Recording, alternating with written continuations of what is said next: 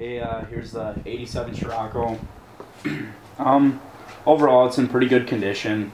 When you walk around, you'll see there's some little spots like this type of stuff here, little scratches.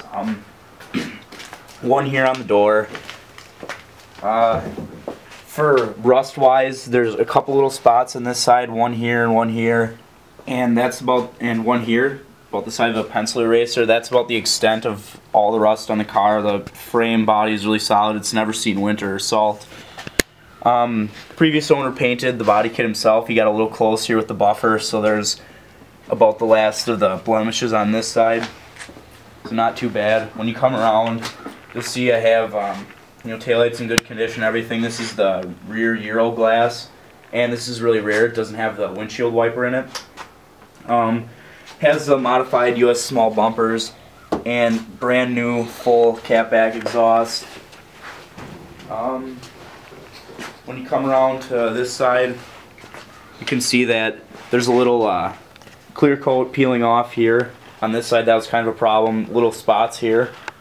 I got quoted like $700, so I guess up here too, there's a little dent here, and then for the most part, this side is good. There's a small dent here, a little paint chip, and then a small chip here. And then the worst part about the car, there's this dent right here. Last summer I was putting it in the garage, and a birdhouse fell between my car and the workbench we have, and it left this dent in here.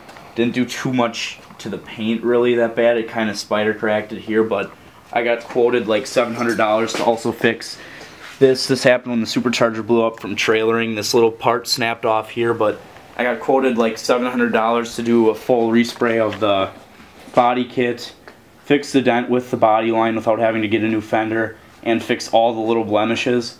But the money that I was going to use for that went to the new supercharger. Oh, and there's a little crack in this grill here. It's a modified grill. It's two 16-valve grills put together. So there's a point over here you can't find, and then this was one of the connection points. My dad leaned on that and kind of cracked a little bit, but I fixed it as best I could. So I got a new supercharger instead of fixing the stuff that needed work on the body, because this blew last year, like last May. So I have all these dryer sheets in here. It's been in storage in my shed all winter, so that kind of keeps the ice away. But here's the new supercharger. It's BBM, stage 4 port and polish. I probably got 3,000 miles on it, and I broke it incorrectly with the non-synthetic oil and changed the oil 3 times since it's been in. So this spring, before I start, I'm going to change back to synthetic oil. Got a new battery last year. And I have BBM fuel rail. This timing belt cover's a little loose, but it's not bad. It just needs a little push in once in a while. It kind of doesn't stay very well, but I haven't had a problem with that. Basically, the engine has around 50,000 miles right now on the full rebuild that the previous owner did. And then if you come around the back, I have all the paperwork for everything in a box in a giant file here. This is mostly all the receipts, everything from the rebuild. A lot of this has all the pricing for everything, all the money that was spent, so you can kind of tell that there was a lot put into this. And there's just some other miscellaneous little parts in here that you get along with it. I also have what comes with it, some different parts of the paint, some different finishes for touch-ups, and you get these coilover wrenches. It's on Raceland coilovers right now, really good shape. So you get these with it. Of course, this you won't. I had this bag in here for a while.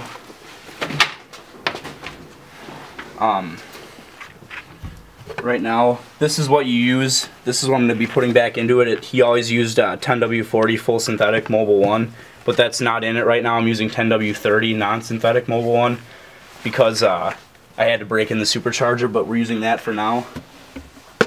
And some more dryer sheets back here. Towels, cleaner. You get along with it this cup kit. It's still in pretty good shape. I just wanted coilovers. This is, forgot. It's Bilstein cup kit, so it's a pretty good cup kit, and that rides really nice. So if you decide you want to put that back on, that wouldn't be a problem to get that back on.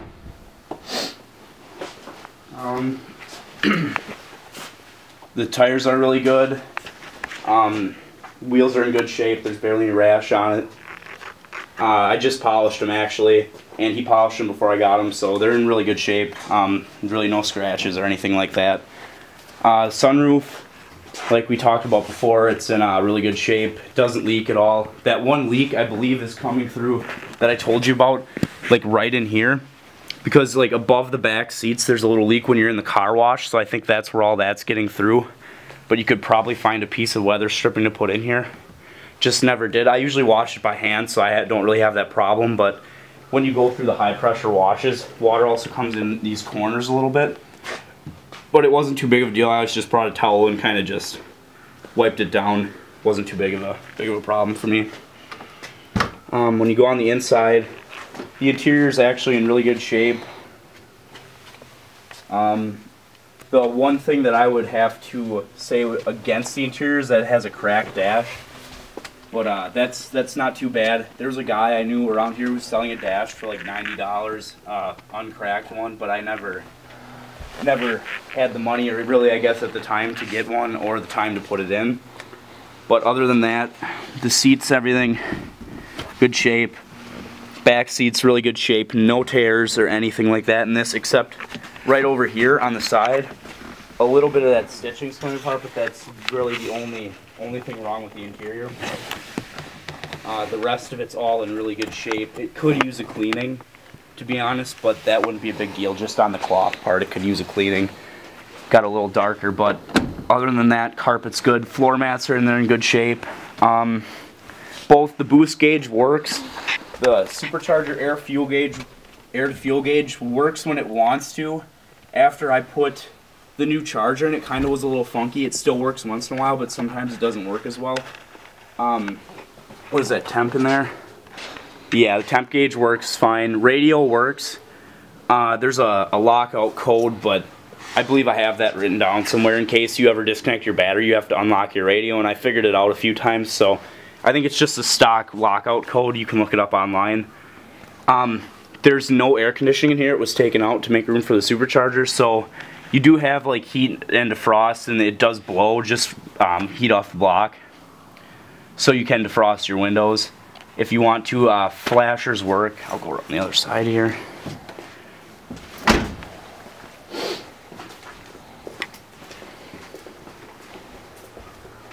Doors, the handles all work, and the locks all work.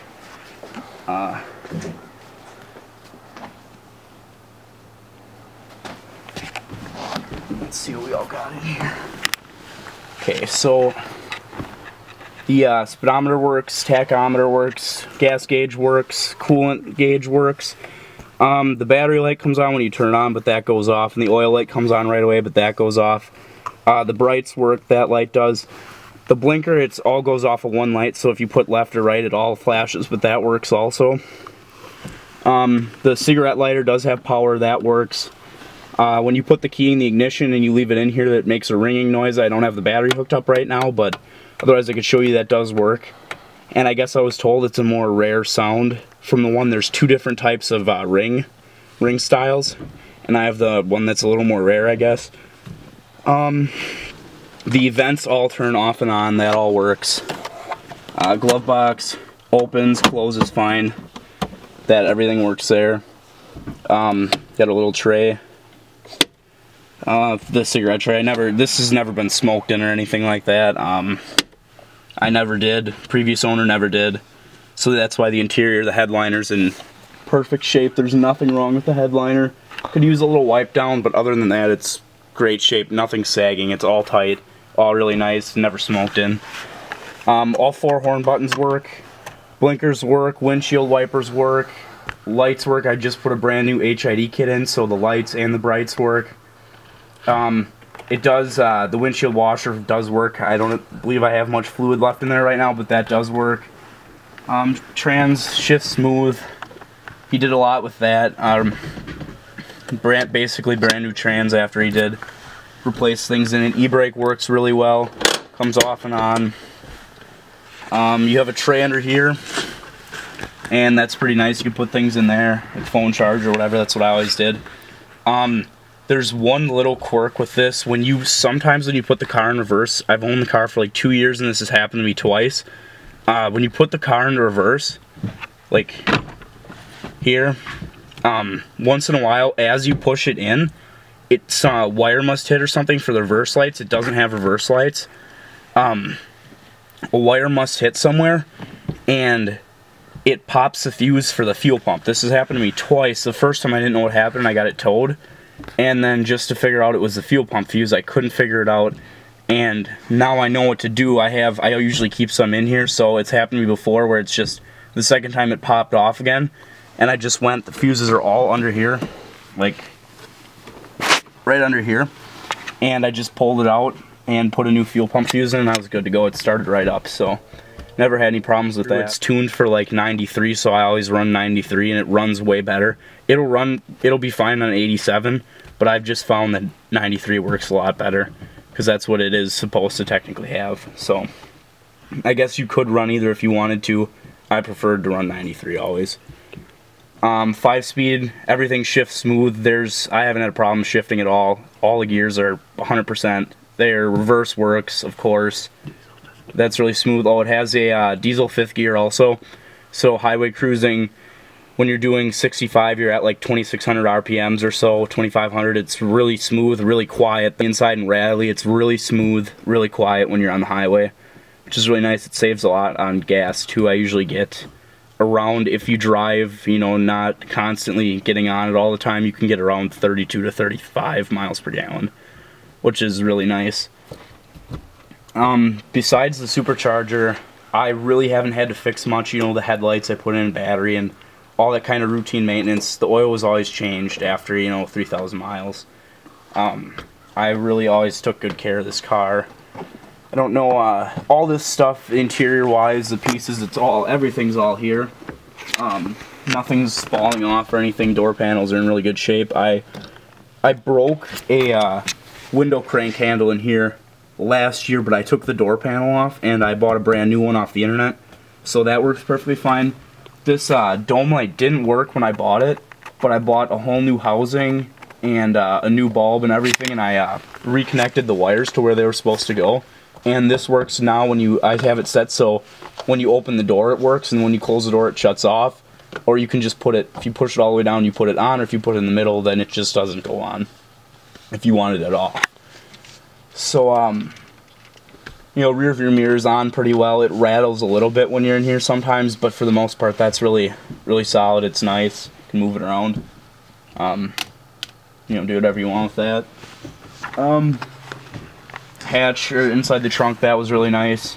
I have a speaker hooked up back there right now, but it does have, I disconnected from the speakers he had in here. I just wanted to put my own speaker in, but those speakers he has right now are really good, so those should work fine for you. I mean, then you can do whatever you want with the radio-wise. But, I guess all in all, it's a really good car. You probably aren't going to see too many Sciroccos this clean and this good a shape. Especially a 16-valve G60. I know I haven't really seen on Vortex a lot of these at all, but this is a really strong motor. Always ran really good. 2 years, I really haven't had a lot of problems besides the supercharger, but that was coming time to get that fixed anyways. So, yeah, that's about it. If you have any more questions, feel free to ask.